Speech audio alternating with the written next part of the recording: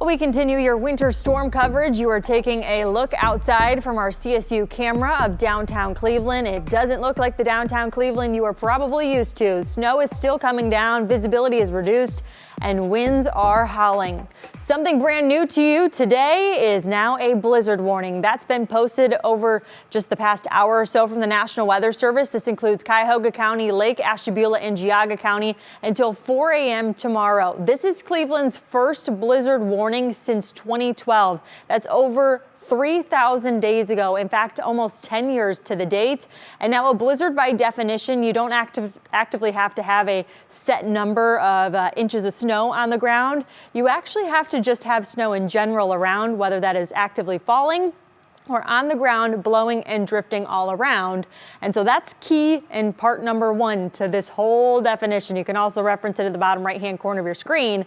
You need to have winds at least 35 miles per hour. On top of that, that would go ahead and reduce visibility, but you have to have reduced visibility all the way down to a quarter of a mile or less for at least 3 hours. Obviously, that can continue past 3 hours, but we've been dealing with blizzard-like conditions since early this morning across Northeast Ohio, and it's not the only active alert in place. We have a blizzard warning, we have a winter storm warning, as well as a wind chill warning all across the area. These span all the way through part of your Saturday. They do start to let on up as we approach Sunday, but something that's not going to let up almost all weekend long is going to be the bitter, bone-chilling cold conditions we are going to experience and actively are. It is -2 at the Cuyahoga County Airport. It is -3. That is the air temperature you're seeing on white in your screen.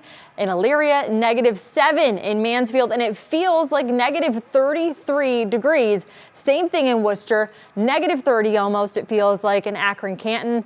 It is downright dangerously cold across Northeast Ohio.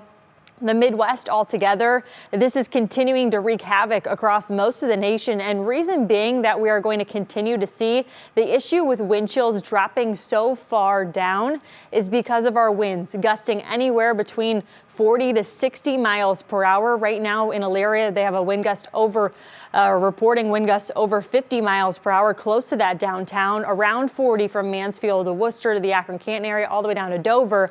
But sustained winds themselves, as the storm continues through part of the weekend, is going to be sustained winds around 30 miles per hour. So once again, these are going to cause problems, power outages, drifting, blowing snow, reduced visibility, like those blizzard-like conditions I just mentioned. This is going to play a role in the rest of your holiday weekend as we lead you into Christmas, because if you do experience power outages, those power companies actually can't get crews up into their buckets to restore power to your area with wind gusts in place around 40 miles per hour. They just can't do it, and those winds aren't going to start to let up until we hit late in the day on Sunday. They'll still be plenty breezy on Sunday, and then come Monday we'll start to see more recovery. This morning we did have snow around, but it has lifted a little bit farther to the north. That's some relief when it comes to snow totals. We were never supposed to have impressive snow totals out of the system. It was always supposed to be cold and wind driven, and that's exactly what it is, and you can know that just by looking out your window. I hope you are staying inside today. We do still have a few lake effect snow showers happening right around parts of Lake County, along the immediate lakeshore, through parts of Ashtabula to northern Trumbull County. Flurries flying throughout parts of Cuyahoga County, but it doesn't really matter because you have all of the wind lofting anything that's in your own yard into your neighbor's yard and vice versa. It's like the fall time when it comes to leaves. What's in your vicinity might not be in your vicinity in the short term because it's going to move all around, and that's causing some issues also on the roadways. It's not that ODOT crews aren't out there treating the roads, because they are indeed. It's that they clean things up and then we get the drifting and blowing snow, putting snow right back onto the roadways. On top of it, if you were waking up this morning to thinking we just had snow, that is false. We had rain last night very early this morning, and temperatures came dropping very fast, and that led to a flash freeze. So there have been ongoing issues through the roadways this morning. I hope you don't have to travel. I'd advise you not to. In fact, there are major slowdowns. We've had accidents upon accidents upon accidents this morning. Here's a live look courtesy of our ODOT cameras in Madison. You can see that there's something happening even on this camera that is hindering our input to see the roadways altogether, but cars somehow, some way are still getting through. There is a little bit of a passable condition to those roadways right now, but it's not necessarily going to stay that way because of the drifting and blowing snow, reduced visibility. We had some snow squalls earlier that swept on through, so brought visibility down very quickly.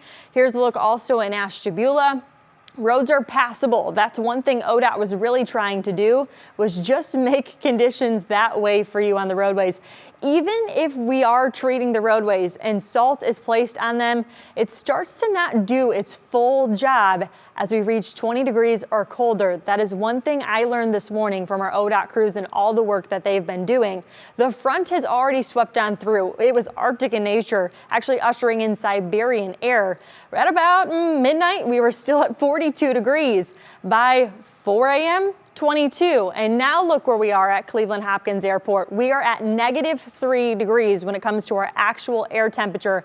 That, my friends, is the beauty of a strong Arctic front this time of the year. It can cause a change and has to so many across the nation. It has also been a reason that some folks are experiencing now changed plans for the holidays. All of this associated with some snowfall, and this will also drift back to the north, as I mentioned on our current map earlier, but also keep an eye on the feels-like conditions and air temperatures. The one in white is the air temperature, what it will be in Futurecast sense, and then the one in pink is what it feels to you outside. For the next day or so, truthfully, about 24 hours, we are going to feel right around 0 degrees when it comes to our just regular air temperature. Not something you want to see. In fact, some of us could be picking up readings for a prolonged period of time sub-freezing as the air temperatures or feels like conditions are going to be sub-zero for some time, hours on end, even leading you into Sunday morning, because our high temperature for Sunday is still in the teens, even though we start to lift away from this. We have an area of low pressure just to the north. As it spins around, then we'll also take aim at setting up more lake effects. So I think we actually see a little bit more development as we head through the afternoon of lake effect snowfall to Lake Ashtabula, as well as parts of Geauga and Cuyahoga County. And I think that's another reason the National Weather Service said, hey, we're going to experience more snowfall in the near future, so let's also put up that blizzard warning, which is in effect until 4 a.m. tomorrow, which now I've taken you through 6 a.m. tomorrow morning. We are still dealing with some lake effect snowfall, and that's where some of these highest totals were expected with this storm. Once again, not a snowmaker. We've dealt with this kind of snow before. If it was snow alone, there really probably wouldn't be a huge problem. It's the combination of all these things. You wished for a white Christmas, and you got everything in one, folks. This is 1 p.m. tomorrow. This is supposed to be the kickoff for the Browns game here at First Energy Stadium. Check out downtown's temperature, 7 degrees, feeling like a -18. So yes, there will be tailgating going on in the Muni Lot come tomorrow morning. I hope everyone is preparing to stay in a vehicle, because that's the only way that it is actually even safe or borderline safe at that point. I wouldn't even advise traveling to the Muni Lot come this point tomorrow morning or earlier. Anyways, back to the real forecast here. We're going to be dealing with more snow as we head through tomorrow evening, pointed in the same direction towards part of our primary snow belt. This even lingers into your Sunday. It doesn't let up yet, and neither do the winds. Over the next 12 hours, we will see those wind gusts anywhere between 40 to 60 miles per hour or so. We actually picked up a wind gust at Fairport Harbor of 74 miles per hour. That is tropical storm status strength. So we are dealing with a mighty storm. I've got 3 reminders for you. I think you kind of can get the gist from here. Stay indoors if possible. Keep an eye on your pets. They are part of your family. If they go out, they are going out to go to the bathroom and they are coming right back in. Do not leave them out any longer. It is a dangerous situation, not only for yourself, but also for the animals in your lives. Roadways will continue to worsen at times. I think everyone is going to realize as we head through your Friday afternoon and evening and then into your Saturday that, hey, I might be able to handle this. Well, the drifting and blowing snow, reduced visibility in a moment's notice, especially as we continue to see some lake effect snow, the conditions are likely to worsen. Power outages will also continue to increase. We are just starting to see that influx of numbers through this morning, and we will really see them stack on up through this evening. Temperatures will continue to drop. They are right now, but then we'll kind of hold steady when it comes to where we're actually going to sit for an air temperature and what it's going to feel like. When it comes to snowfall, I'm taking you all the way through Sunday. I know that there's a lot to get through, and my mind is working a million miles an hour too to get you some of this information. Lower totals farther south, and now that most of the system has drifted to the north, we're looking at the most confined closer to our lakeshore counties and then parts of Lake, even Cuyahoga, far eastern parts closer to the lakeshore, and then traveling on I-90 through Ashtabula County and Lake County will be treacherous. It's treacherous all across Northeast Ohio, but with the most snow experience there, they will have higher drifts, higher totals. You get the gist. Christmas weekend outlook, because after all, it is Christmas. It's been hidden amongst all this winter storm prep, at least for us in the Weather Center. 9 degrees are high for Christmas Eve, and that might even be a little bit more of an overshoot there too. 12 degrees for your Christmas Day. Blustery conditions continue.